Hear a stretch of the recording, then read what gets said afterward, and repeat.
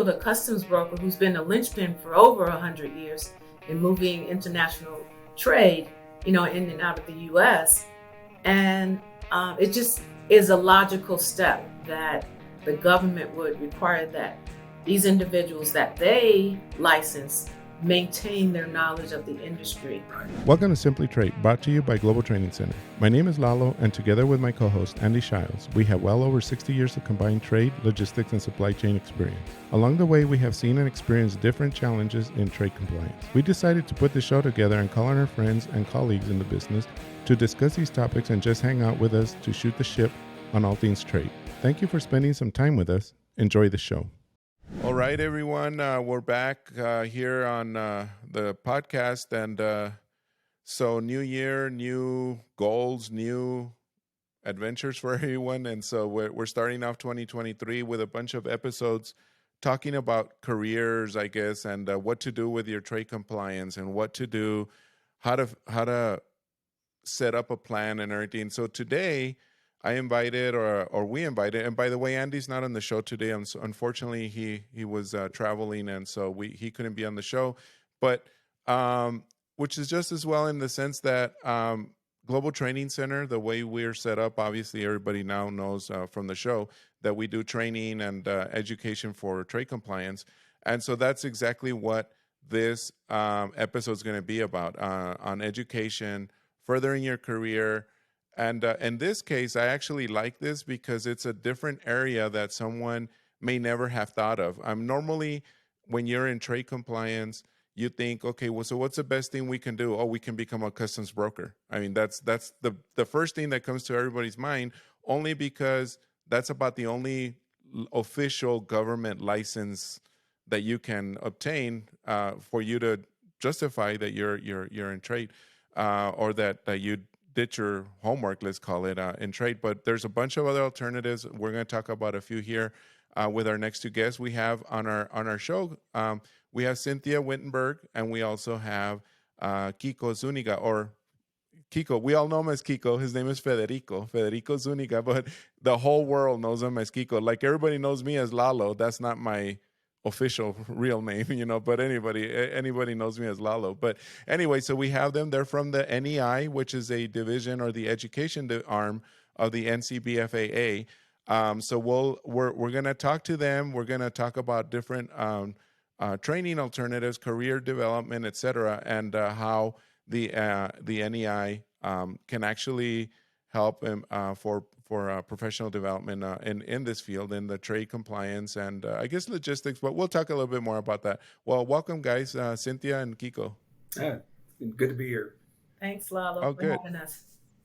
Sure. So I started talking about that and about the biggest programs that we know of for the NEI. For those of us in the circle that know about NEI, is the CES and CCS, the Certified Customs Specialist and the Certified Export Specialist. And of course, there's the next level, the master level of those. Our company, Global Training Center, has always worked with you guys as well as other providers, education providers in continuing education credits for those that are already certified. But I kind of just wanted to start there. Let's start with that and see, how we can discuss a little bit more about the CCS, CES programs and how that helps an individual, maybe an employer, have their individual be certified as well. So, sure.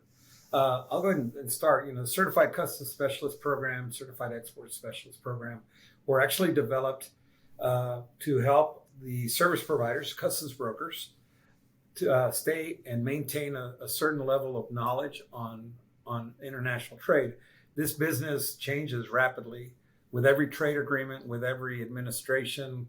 There's always changes to the regulations and the rules. And if you're not doing continuing education, you're going to be hard pressed to service your clients as a service provider. What we found very early in the game was that importers and exporters need the same amount of knowledge than we do. And it's actually providing uplifting the level of professionalism within the trade community, because all the parties that are involved with the transaction now have better concept of what they need to provide to have a good transaction that doesn't get stopped at the border, doesn't run into penalties and fines and things of that nature. So that was kind of the background for both the import and export certifications. There's nothing in college today that I know of that addresses the practical aspects of international trade. There's a lot of high level economics type courses in international trade, but when you talk about the basics of clearance, there's not one that I know of. So we were filling that gap for people. And as a customs broker, my best accounts that I work with the best are the people that have an idea of what to do in the transaction. If I have an importer that's coming to me and saying, hey, I don't know anything about what I'm doing, but all I know is I want to bring a product from Mexico into the United States, do that work. When we can do it, that's not going to be my best account, because I'm going to have to really explain the whole process. I'm going to have to explain why I'm asking for certain information instead of it just free flowing to me in the process. Right. So that actually, in my previous life in the software field, when I was in selling or producing and maintaining and helping clients in the software field of trade compliance, same thing. You're right. I mean, maybe my software can tell you if your product qualified for NAFTA back then, USMCA now, but you not knowing why it qualified could be a problem, because you can be putting in a wrong HTS number, and there goes the whole thing, right? I mean, so you need to know how you're working, and that makes a lot of sense. So, Cynthia, you're formerly from CBP, and we've talked to you previously prior to this episode about your career in CBP. But how does CBP see any of these certifications as like during an audit, for example? And do they place value on that and say, well, they are educated? I mean, will they go easier on you? How does that? I mean, I don't know how that might be to your benefit. Yeah, I don't know about the go easier on you, yeah. but it's certainly one of the factors that they CBP considers when they are conducting a focused assessment, or hopefully you're not in the situation that you have an outright audit, but a focused assessment, they're looking at how many folks you have that are certified or who have their broker's license, who are continuing their knowledge of the industry. And so it is a factor that counts on the positive side of the scales when they're out there looking at a company's business and their processes and their internal controls. Because I remember when I was a national account manager, and maybe some of the medium-sized companies, all of the processes you would have one person who was carrying the load, and that's a risk area. If all roads lead to just one person, then that could be a single point of failure should that person lead. But if a company has can demonstrate that they have others in the company who are educated as to the clearance processes, who understand the whole ecosystem, then that counts on the positive side of the scale. So it is definitely looked at favorably. Great. Yeah, that's more of where I was going forward. I mean, of course, however that ends up, it ends up, right? But yeah, that's good. So one of the things I like to talk about, and I always emphasize, and I've been in Kiko's ear for I don't know how many years about this, is that so we do training, we provide courses on one of them happens to be on preparing for the broker exam, and but here's the problem: we have people who are experienced and are working for companies, and at this point in their life, or even whether it's early in their career or later in their career, there's no advantage to them being a licensed broker at this point. They're working for XYZ company. They're the importer. They're helping doing all the import documentation or exporting. I mean, because you do the CES as well.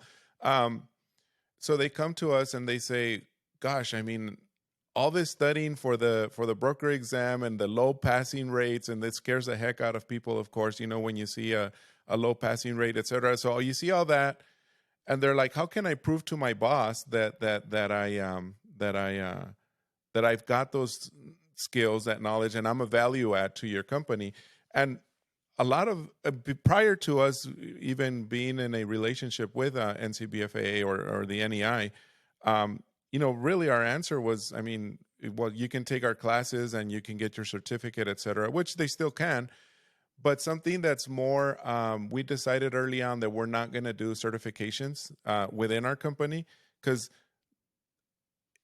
in my opinion, that certification carries as much weight as what your employer or you think it carries. There's nothing out there that says this certification is, in other countries, you can get it certified by the government and it'll weigh more, right? But here in the U.S., there's really nothing that the customs is going to say, yeah, their program is really good, et cetera, and it's certified and we approve it.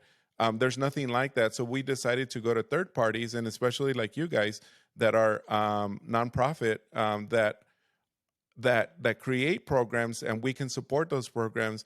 And so we tell people now, well, you don't have to go to that level. You can prove that you are just as knowledgeable as a licensed broker by taking and getting certified in this CCS or CES program. So I don't know, what do you see in that and in your history? So Lalo, just we've been doing the Certified Custom Specialist now for 15, 16 years. Mm-hmm. And the credibility of a program, any certification, is how well accepted it is in the marketplace, right? That's the real factor. Does the marketplace recognize a designation for its worth? No government's going to say, I can tell you it's great. Right. But that's me, right? But if the market is saying, are you certified as a certified custom specialist? Are you certified as a certified export specialist? When I talk about the market, I'm talking about importers, exporters, government, service providers. I will tell you that the market has embraced the certified custom specialist as well as the certified export specialist. As a provider of service, when I get an RFP in my office, 15 years ago, I had one. It never asked me about training. Mm-hmm. If I get an RFP today for a new business, it actually specifically will state on that RFP, how many certified custom specialists do you have on staff? How many certified export specialists do you have on staff? Because they know that is actually more important than, are you a licensed broker? Why? Because a broker gets a license at a particular point in time and it's stagnant. But if he's in the program and he's certified, they know, or they have a good feeling that these people are actually not only licensed, but they're staying up with the program. And the people that are underneath them that don't have a license are actually knowledgeable about the rules as well. Right. So that market, the market is what really develops the worth. I will tell you that ours is very, very well recognized. No, and I agree. Again, only because I see and we get clients, of course, and Cynthia probably sees this, and you did previously, Kiko. And by the way, Kiko is the director of the NEI for the next, or I guess by this time done, right? I guess now yeah. Cynthia is now the new director. So yeah, exactly. So, but anyway, you would see our request from our customers to update their transcript because they need that continuing education to keep proving that, which is great, and that relationship has grown and it's been great in the sense that we now have in the market, like you said, Kiko, is a mutual recognition that people view your certification and our continuing education as a way to move forward and continue that program. So that's really good. So let's talk about this, Cynthia. And Kiko again has in the past exhaustively tried to explain to me how this program is going to work for customs, because customs is going to require continuing education. I guess it's been in the works for the past couple of years or so, but because of COVID or I guess other reasons, it's just been delayed. Maybe we can talk a little bit about that. It's just the rule process in the federal government. and the process for publishing a new rule. So if you recall, and you maybe not, probably now like 3 years ago or so, Customs put out an advanced notice of proposed rulemaking. Mm-hmm. So that's a step prior to the notice of proposed rulemaking, the NPRM. And that APRM was Customs' effort to gather information before making a determination as to what the new rule would look like. So they went out with this advance notice, got a lot of input from the brokers, from the industry, from those who use brokers, who employ brokers, and went back, into the government, and then went about drafting the notice of proposed rulemaking. Writing and drafting regs actually is very tedious work, and it takes time. And actually the shop in Customs and Border Protection under the Office of Trade, Regulations and Rulings, it's actually a pretty small regulatory shop that writes regs for all of CBP and actually some partner government agencies. Right. So this was put in the hopper like other proposed rules. And it was published last September, the notice of proposed rulemaking. So they came out and said, okay, this is what we are projecting the requirements will look like, and kind of a draft of the overarching program in terms of accreditation, what content would be eligible for continuing education. For example, in the proposed rule, it said that meetings would no longer be eligible, customs meetings, maybe association meetings. It would not meet the criteria for continuing ed for the customs. Hey everyone, we're getting ready for another annual ICPA event coming up the week of March 12th in Orlando, Florida. If you have been thinking of attending any of the ICPA conferences, this is the one you should not miss. There will be more sessions than any other conference, with a guaranteed sellout, so hurry and get your tickets today. We are also excited to share that Simply Trade podcast will be in attendance, and we want you to be part of our show. Listen to episodes 14, 15, and 16 to find out why you can't miss this conference. Broker. But a conference could, right? A conference could. Okay. A government offered trade-centric event or webinar would automatically be eligible. So they kind of laid out some of that, what it would look like. It even covered if someone was drafting or writing content, that drafter could get a certain amount of credits, but it wasn't an hour for an hour. They had some model of how you would calculate how many hours you could receive if you drafted content. So it was pretty extensive. And so they had a 60-day comment period. And again, the industry was able to submit formal comments. I think there were like 27 comments received. I'm just recalling. Some from associations and some from individuals. And then they go back in and then to prepare the final rule. They're supposed to review every comment, every point made, and they have to respond to each of the comments when they come back out with the final rule. So they'll let you know that government agreed or they disagreed or they made a change and in the final rule, and then they publish the final rule. So that's where we are now. We're waiting for that final rule to be published. So it's been over a year.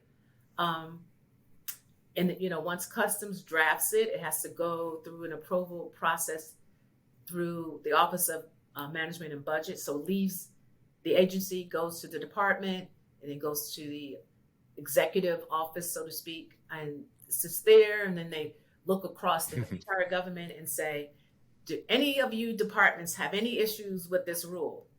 And so that any department can have some, opine and have something to say about it. And then it travels back to the agency and then to finalize and then publish. So it's a lengthy process, even when there's agreement, not a lot of contention. So right. That's which this has a lot of agreement. Matter of fact, 89% of the comments were for or in favor of this new rule, which is a very high mark. And one of the things I want to point out while we're talking about the notice of proposed rulemaking, so the Office of Budget Management has to do an economic study on any rule that's coming across their desk to make sure it's not economically unfavorable. They want to make sure that this is fair for all people that it would affect. And so they did a study, and there's actually a slide. If you see the results of the notice of proposed rulemaking, there's a table there that talks about continuing education and the value that it brings to not only the government but to individuals. So in that slide deck, on that particular graph, there's an 8-to-1 ratio for people that are certified and people that are not, or people that are doing continuing education and people that are not doing continuing education. 8-to-1 ratio on your likelihood of getting audited. Wow. Penalties. They talked about penalties. Penalties was 11-to-1. And Wow. this is, so if you're doing, for any company, whether it be through the NEI or your firm, if you have people that are on staff that are getting their continuing education, that company is likely to have an 8-to-1 reduction in the process of possibly getting an audit. That's Exactly. significant. Oh yeah, of course. I mean, you need to stack the favors you need to stack the odds in your favor. That's what I meant to say. Yeah. Huge plus in your favor by educating your staff, whether it be through global training, through our certified custom specialist program. Any form of additional training comes with that caveat, right? And the NEI really is a kind of a clearinghouse for people like you, Lalo, in your company. There's a lot of people that are doing training, but it's hard to find all the possible options that we have. Well, the NEI is basically trying to bring it all together as a school would and say, here are all of you great people that are providing education. Take advantage of it, get your credits, and we're just adding that certification to that process to make it more recognizable. Right, and that's what I've seen is that it's although you guys already do that by providing a list of educators, you're already per se filtering like good content or credible content, let's call it, versus somebody or something that's coming out there that's just a slide deck that may not even be a good training, right? I guess because you guys do vet, right? No, right. You always vet all the. I know we have to submit every year, and we get recertified or reapproved, I guess, for CCS credits and CES credits. So that's good. But so that's the role, I guess. How's the role of NEI with the government when and if that, not if, but when that gets approved? You're an accreditor, or we would be an accreditor at that point. And again, it's not going to be a monopoly where there's one accreditor. Right. Once the final rules are out, we'll know more. But there will be a bid process that the government goes through to find people that would like to be accreditors and recognize as accreditors. And there'll be criteria within that process, which is, again, what's taking so long. These rules need to make sure they think through all of the requirements before they put that out. We will be an accreditor, right? Correct. Yeah. Along with several other people, I'm sure, that are going to get into the game. Right, and I guess just to clarify, and so nobody gets scared about this, we're talking about the government requiring continuing education for those that are licensed brokers, right? I mean, it's not, if you're an importer, you can continue to do what you're doing as long as your broker's helping you. Doesn't mean you need to get certified. It's mostly your broker. I guess that's a good thing. You ask your broker, how's your continuing education credits? I guess, have you kept up with it, right? And so, you're going to have two levels that you're going to ask. One, you're going to make sure, the government's going to make sure that your broker is up to date. Otherwise, his license won't be valid, right? Because they're going to make sure he's doing his continuing education.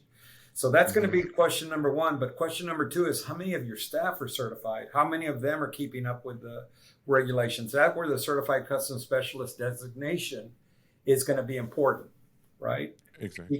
Because the government's not going to ask about all the employees that are underneath the broker.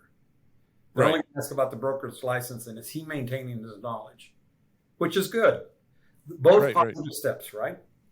Exactly. No, yeah, that totally makes sense, and that it's true. It's just that now there is I know there's always this argument about more government and more government oversight is bad for whatever, like you don't want the government controlling every aspect of your life. But there are cases like this. You want to make sure somebody's looking after you. And can you imagine? I mean, we've seen it all the time, right? I mean, you read about and you see how a broker just processed something for you when they shouldn't have, because they should have known better, I guess, or they were not aware of that regulation, or whatever the case may be. I mean, you guys have heard it a million times more than we have.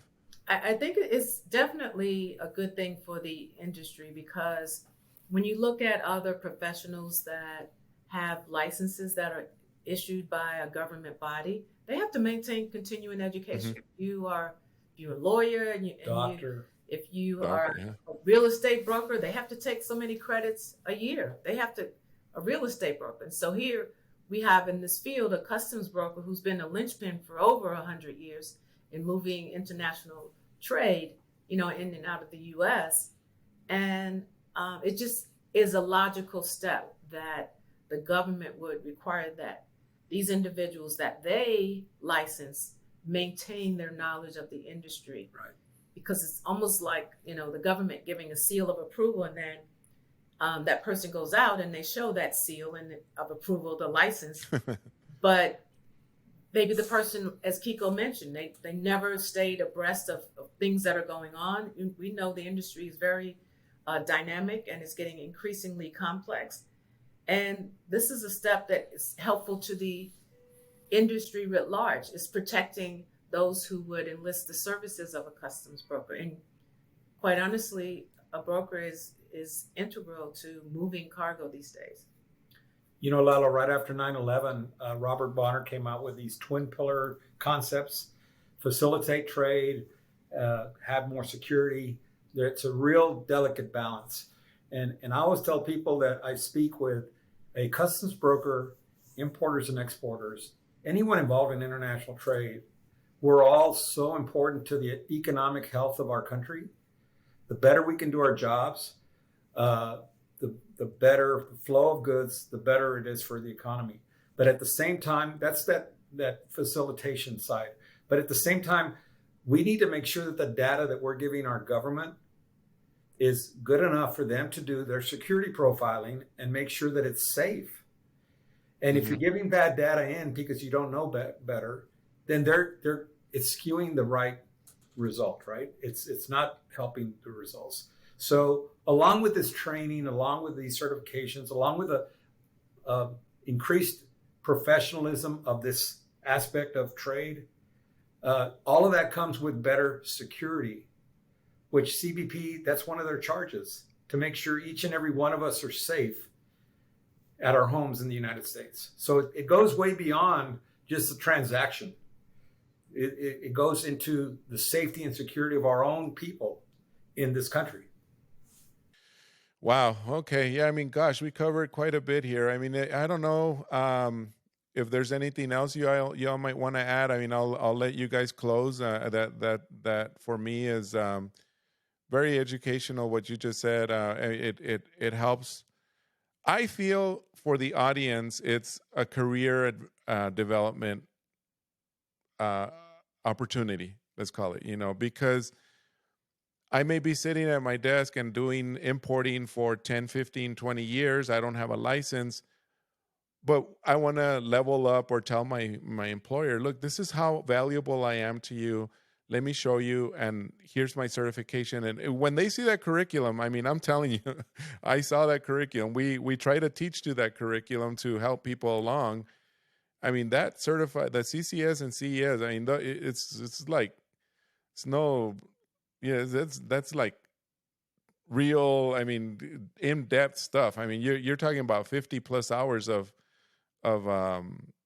content that you have to go through, right? I mean, and it's, how long is the test, or how many questions? Is it 80 questions or 80 questions? 80 questions. 80 questions. So 80 questions. And so, you're really covering quite a bit on there. So I really have seen that. But any closing remarks or anything that you all may have, I'd be leaving it up to you all. So, Lalo, I'll say we'd be happy to come back again once they publish that final rule. Sure. If we haven't retired by then, really retired by then. be happy to come back. Yeah. Oh yeah, we'll definitely talk want to about have you that back. program. Yeah. Right. Yeah. And we're looking forward to seeing many of your listeners at the Global Trade Educational Conference in July. Oh yeah. The end of July. And maybe we should mention that. Yeah, let's say that there is a conference that the NEI puts on that is exclusively for the NEI. It's not an NCBFAA. Well, it is indirectly, but it's an NEI event called GTEC, which is the Global Trade Education Conference. Yep. I hope I got that right. So, and that's that this year. It'll be in July in Oklahoma City, correct? That's right. July 31st, August 1st. August 1st. In Oklahoma City. Yeah. So we look forward to having a lot of your listeners join us there. One last comment before we close, Lalo. You talk about careers, right? And a lot of people don't rule out working for the government either. Customs and Border Protection is one of the larger employers in this country. If you had the knowledge of import or export as part of your background, whether it be through us or yourselves or whoever, you are a fantastic candidate to work for CBP. These people are always looking for people with that kind of knowledge to work within their own ranks. So a lot of people look at I don't want to go into that because I don't want to get into law enforcement. You have to know about this stuff to be a part of it. And importing is not easy. It's complex. So your training, what we do here at the NEI and other people, providing that knowledge increases that ability for someone to get a career, not just with an importer in a compliance department or with a customs broker within their group, but with the government as well, working for CBP or FDA or some of these other agencies that control international trade. Exactly, yeah, and Cynthia is a good example of that. I mean, she came from CBP. Licensed broker now. Oh, nice. Yeah. Congratulations. So and in closing, we just wish everybody a happy holiday season. Yes. With family and joyous as well. Yes, same here. And thank you all. For sure, we'll be seeing you in 2023 with that conference and any other conference, because I see you all guys at other conferences too. Yeah. So I love meeting and running into you all. So it's great. Yeah, thank you all, and for sure we'll have you back. I mean, there's always content that we could cover. So thank you very much for being on this episode, and for everyone, look them up. Check our show notes. There'll be links to GTEC. There'll be links to their profiles, to NCBFAA, NEI, and all the certifications that they provide. This is going to be a long show notes because there's a lot that you guys offer. So we'll go ahead and put those on there. And thank you again. Thank you for coming on. Thank you. Have a great day. Have a good one.